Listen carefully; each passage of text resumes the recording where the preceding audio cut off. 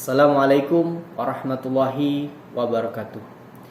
Alhamdulillahirabbil alamin, wassalatu wassalamu ala asrofil anbiya'i wal mursalin wa ala alihi wa sahbihi ajmain.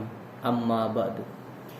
Marilah kita mengucapkan rasa syukur kehadirat Allah Subhanahu wa taala atas segala rahmat dan karunia yang telah diberikan kepada kita sehingga sampai saat ini kita masih diberikan kesempatan, diberikan kesehatan dan semangat dalam menjalankan setiap aktivitas kita sesuai dengan profesi kita masing-masing.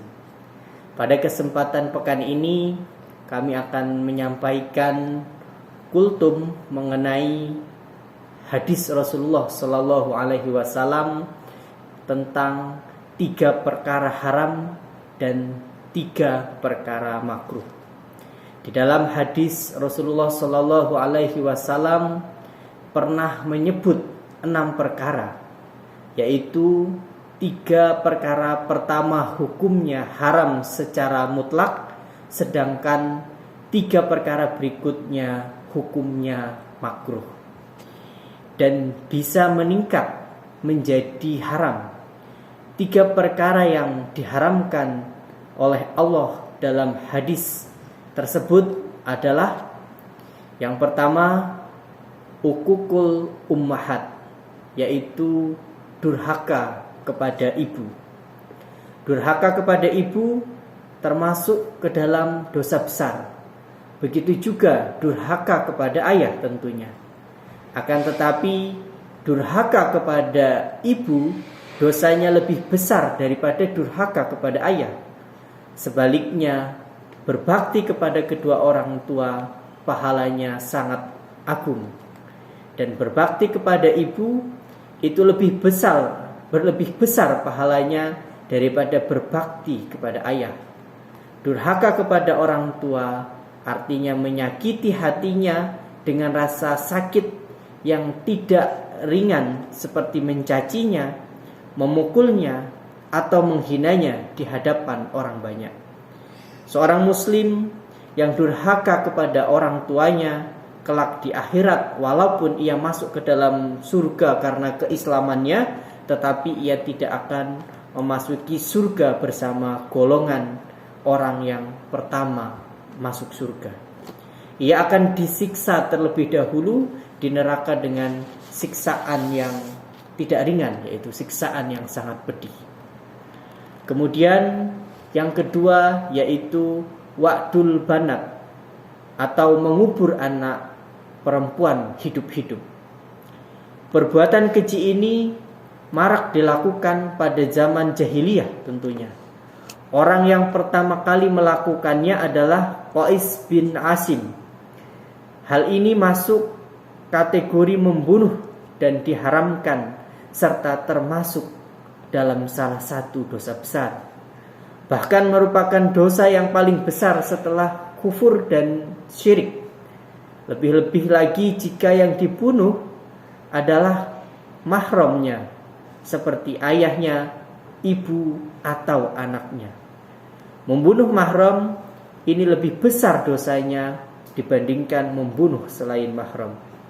Kemudian yang ketiga, yang perkara yang diharamkan di dalam hadis Rasulullah Sallallahu Alaihi Wasallam, yaitu man'an wahati. Man'an artinya menahan diri untuk tidak menunaikan kewajiban terkait harta padahal mampu untuk melakukannya. Seperti orang yang tidak mau membayar zakat padahal ia mampu untuk membayar zakat. Ini adalah dosa besar. Begitu juga orang yang punya tanggungan hutang yang sudah jatuh tempo tetapi tidak mampu membayar padahal ia mampu membayarnya. Ia tidak mau membayarnya padahal ia mampu membayarnya. Hal ini juga termasuk dosa besar. Hati di sini artinya Allah mengharamkan seseorang untuk meminta sesuatu yang tidak halal baginya. Seperti seseorang yang meminta bagian dari harta zakat padahal ia bukan seorang mustahik atau orang yang berhak menerima zakat. Ini juga termasuk dosa besar.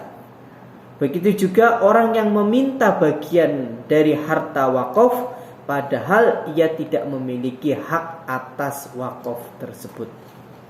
Nah, selanjutnya 3 perkara berikutnya yang disebutkan di dalam hadis Rasulullah Shallallahu Alaihi Wasallam tersebut. Yang pertama yaitu kila waqala, yaitu banyak omong dalam hal-hal yang tidak ada manfaatnya. Di sini hukumnya adalah makruh. Artinya sebaiknya perbuatan ini harus ditinggalkan. Karena banyak omong dalam masalah yang tidak bermanfaat, ini dapat menjerumuskan seseorang kepada pembicaraan yang diharamkan. Seperti ghibah misalnya, yaitu membicarakan keburukan orang lain yang memang ada padanya tetapi tidak di hadapan orang tersebut. Nah, seandainya orang tersebut mendengar, maka ia tidak suka keburukannya itu menjadi bahan pembicaraan. Hal kedua yaitu namimah misalnya, memindah omongan dari satu orang ke orang lain untuk mengadu domba sesamanya agar hubungannya tidak baik. Kemudian hal kedua yaitu kathratus su'al, yaitu banyak bertanya. Banyak bertanya mengenai hal-hal yang tidak diperlukan dan tidak dibutuhkan, ini hukumnya adalah makruh. Adapun bertanya mengenai masalah yang terkait agama yang dibutuhkan dan diperlukan, hukumnya wajib. Sayyidah Aisyah radhiyallahu anha memuji kaum muslimat Ansor yang tidak pernah malu bertanya kepada baginda Rasulullah sallallahu alaihi wasallam mengenai hal-hal yang berkaitan dengan agama. Beliau mengatakan di dalam sebuah hadis yang artinya sebaik-baik perempuan adalah perempuan kaum Ansor. Rasa malu tidak mencegah mereka untuk memperdalam ilmu agama. Diriwayatkan oleh Al-Bukhari. Kemudian yang ketiga yaitu idoatul mal, yaitu membelanjakan harta pada selain kebaikan. Apabila harta itu dibelanjakan dari sumber yang halal dan dengan cara yang halal untuk bersenang-senang dan bermewah-mewahan, maka hal tersebut itu tidaklah terhitung dosa, tetapi hukumnya makruh. Sebaliknya hal tersebut juga tidak dilakukan oleh seorang muslim, karena memperbanyak kesenangan dan kemewahan hidup bukanlah termasuk perilaku orang-orang yang bertakwa. Rasulullah Shallallahu Alaihi Wasallam berpesan kepada sahabat Mu'adz bin Jabal radhiyallahu anhu, yang artinya jauhilah sifat gemar bersenang-senang dan bermewah-mewahan, karena hamba-hamba Allah yang solih bukanlah orang-orang yang gemar bersenang-senang dan bermewah-mewahan. Hadis riwayat Al-Baihaqi. Sedangkan apabila harta itu dibelanjakan kepada kemaksiatan ataupun kemungkaran, maka hal itu tergolong ke dalam dosa dan perbuatan maksiat. Demikianlah kajian ataupun kultum yang dapat kami sampaikan. Semoga dapat memberikan manfaat bagi kita semuanya, dan semoga kita semuanya selalu dalam lindungan Allah Subhanahu wa taala. Akhirul kalam, wabillahi taufiq wal hidayah. Assalamualaikum warahmatullahi wabarakatuh.